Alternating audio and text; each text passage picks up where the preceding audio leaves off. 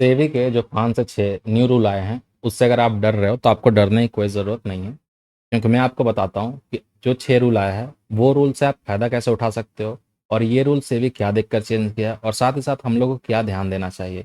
As a option buyer आपको देखना क्या चाहिए, उसी के ऊपर हम लोग टॉपिक के ऊपर बात करेंगे और ए टू ज़ेड चीज़ सीखेंगे। मैं यहाँ पे देख-देख के आपको बताता चलूँगा, कौन-कौन सा रूल चेंज हुआ। साथ ही साथ मैं आपको ये भी बताऊँगा कि आपको इम्पोर्टेंस किस चीज़ पे ध्यान देना है, आपको ज़्यादा कुछ देखने का ज़रूरत पड़ेगा नहीं। देखो एज अ ऑप्शन बायर आपको क्या करना पड़ता है। आप कहाँ पे मार्केट में पहले फंसते थे, आप मार्केट में फंसते थे कि आप मल्टीपल डे मल्टीपल एक्सपायरी करते थे। कभी बैंक निफ्टी कर रहे हो, कभी फिन निफ्टी कर रहे हो, कभी सेंसेक्स कर रहे हो, कभी फिन निफ्टी कर रहे हो। और सेम चीज़ सेबी ने सोचकर आपको सोचा कि इस चीज़ से रिलीज दे दूं और इसको हटा दूं, तो क्या आपके लिए अच्छा है खराब है, इसी के ऊपर बात करने वाले हैं। जितने भी यूट्यूब में आप वीडियो देखोगे, सबका बोलना ये है कि सेबी का जितना रूल आया सारा रूल बेकार है और ये सब रूल नहीं होना चाहिए जो सेबी ने आपके लिए लगाया है। बट मैं आपको थोड़ा अगेंस्ट इसके बारे में बात करता हूँ। मैं आपको बताना चाहता हूँ कि जो भी रूल आया है कहीं ना कहीं आपके लिए बेहतर है। अगर अभी आपको बुरा लग रहा, अभी आपको खराब लग रहा, तो कुछ टाइम बाद आपको सेम टू सेम चीज़ देखने को मिलेगा और आपको अच्छा लगेगा। आप बोलोगे क्यों ऐसा हो रहा। देखिए, पास्ट में क्या हुआ, प्रेजेंट में क्या चल रहा, उससे मतलब नहीं है। फ्यूचर कैसे चेंज हो सकता है, उस पर हम लोग बात करेंगे और देखने की कोशिश करेंगे कि कैसे आपके लिए इंपॉर्टेंट होगा। जैसे ध्यान दीजिए कि सबसे मेजर रोल यहाँ पे 2 पॉइंट पे आ रहा है, ठीक है। 6 पॉइंट यहाँ पे चेंज हुआ, सबसे मेजर रोल यहाँ पे 2 पॉइंट पे आ रहा है। सबसे पहला क्या है कि वीकली एक्सपायरी हट चुका है, ठीक है, या फिर बोलो हटने वाला है, 20 तारीख से हटने वाला है। तो वीकली एक्सपायरी हटने का मतलब क्या हुआ कि एनएससी का और बीएससी का दोनों का एक एक एक्सपायरी होगा। जैसे कि मान लीजिए या तो सेंसेक्स होगा और इधर बैंक निफ्टी निफ्टी में सब कुछ हट के इधर क्या हो जाएगा, बैंक निफ्टी होगा या फिर निफ्टी होगा। बहुत लोग का बोलना है कि या तो निफ्टी होगा या तो बैंक निफ्टी होगा और बीएससी में हमारे लिए सेंसेक्स का होगा। अब देखिए, क्या ये चीज़ पहले रूल नहीं था क्या? अभी जब हम लोग ट्रेड कर रहे हैं तो पहले 6 महीना, साल भर, 1.5 साल पहले क्या था, वहाँ पे भी वही होता था, बैंक निफ्टी निफ्टी का एक्सपायरी होता था, ठीक है। तो उसके बाद जब रूल चेंज हुआ था तो हमारे पास 5 डे अलग अलग एक्सपायरी आ चुका था। पहले आपको पता है कि ज़्यादा लोग यहाँ पे सेंसेक्स में एक्सपायरी में ट्रेड करते नहीं थे, ठीक है। फिर लोग सेंसेक्स में एक्सपायरी में ट्रेड करने लगे, फिर सेंसेक्स आया, मिड कैप आया, बहुत सारे इधर इधर लोग ट्रेड करना स्टार्ट कर दिए। बट आपको क्या करना है कि आपको बस ध्यान देना अपने स्किल के ऊपर, ठीक है। अगर आपके पास स्किल है, अगर आप पोजिशनल ट्रेड कर सकते हो, अगर आप स्विंग ट्रेड कर सकते हो, अगर आप स्कैल्प कर सकते हो, तो आपको सोचने का दिक्कत कुछ नहीं है। आपको ये नहीं टेंशन लेना है कि सेबी का रूल आया उससे मुझे इफेक्ट क्या पड़ेगा, मेरा उससे बेकार क्या हो जाएगा। आपको बस अपने स्किल पे फोकस करना। मैं ये चीज़ क्यों बोल रहा हूँ कि अगर आपके पास ट्रेडिंग का स्किल है तो सेबी कुछ भी करे, इंडियन मार्केट में कुछ भी हो, आपको मैं बता देता हूँ कि आप फॉरेक्स मार्केट में, क्रिप्टो मार्केट में आराम से पैसा बना सकते हो, ठीक है। क्योंकि वहाँ मार्केट 24/7 एंड 24/5 मार्केट ओपन होता है। क्रिप्टो फॉरेक्स का अलग अलग टाइमिंग होता है, तो उसके अकॉर्डिंग अगर मार्केट में देखो तो बहुत अच्छा पैसा बना सकते हो। हम लोग भी, बहुत सारे हमारे मेंबर्स साथ में मिलकर ट्रेड करते हैं, साथ में पैसा कमाते हैं। अगर आपको भी ज्वाइन करना, ज्वाइन कर सकते हो, लिंक डिस्क्रिप्शन में होगा। फ्री में ज्वाइनिंग होगा और आपको कोर्स पूरा डिटेल में मिलेगा और सारा कुछ फ्री में मिलेगा। मेरा इंडिकेटर हो, कोर्स हो, ए टू जेड चीज़ हो, आपको फ्री में मिलेगा। मतलब फ्री में आपको सारा कुछ लर्निंग, इंडियन मार्केट का हो, क्रिप्टो का हो, फॉरेक्स का हो, मेरा पेड इंडिकेटर हो, सब कुछ आपको फ्री में मिल रहा है। दुर्गा पूजा ऑफर का, तो अगर आपको चाहिए होगा तो डिस्क्रिप्शन में लिंक हो, वहाँ से जाकर ले सकते हो या फिर मुझे टेलीग्राम पे कॉन्टैक्ट कर सकते हो। अब बात करते हैं सेकंड नंबर पॉइंट पे। सेकंड नंबर पॉइंट जो यहाँ पे होता है वो होता है लॉट साइज पे। देखिए, अभी हम लोग बैंक निफ्टी में ट्रेड करें तो कहीं ना कहीं हमारे पास लॉट साइज कितना आता है, 15 का लॉट साइज आता है। क्या हमेशा ये 15 का था? नहीं था ना। कभी 25, कभी 30, कभी 35, कभी 40, ऊपर नीचे होते रहता है। तो इस बार भी बोला जा रहा है कि 3x या 5x बढ़ सकता है। जैसे एग्जाम्पल समझिए, अभी 15 का है तो या तो 45 का हो जाएगा या तो 60 का हो जाएगा।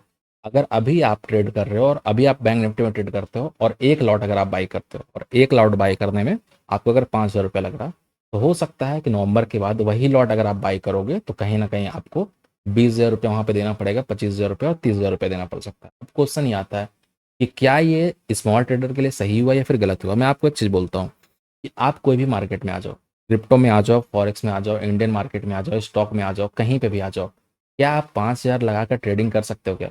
रियल मायने में देखो, वीडियो में व्यू लाने के लिए नहीं है।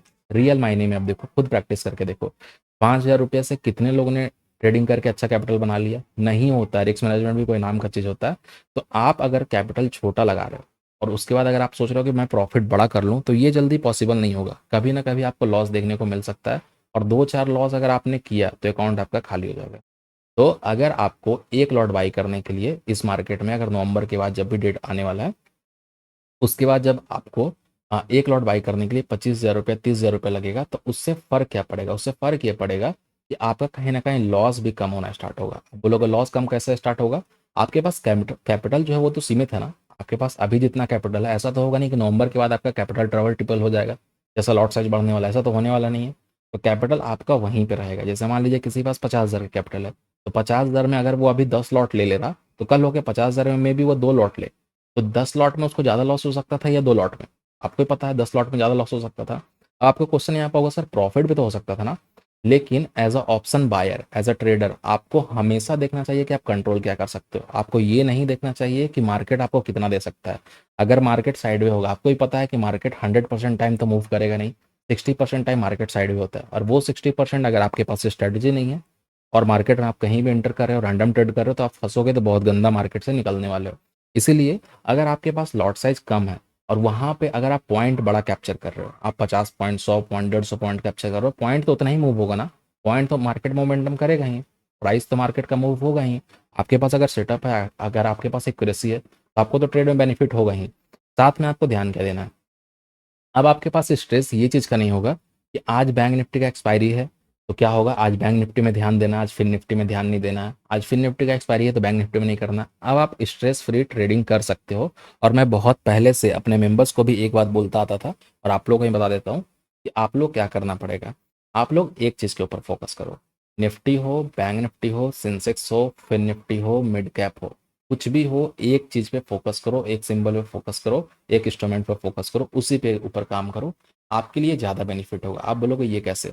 आपको मैं बताता हूँ कि अगर आप निफ्टी में, बैंक निफ्टी में ट्रेड कर रहे हो, क्या दोनों का मोमेंटम एक जैसा होता है क्या?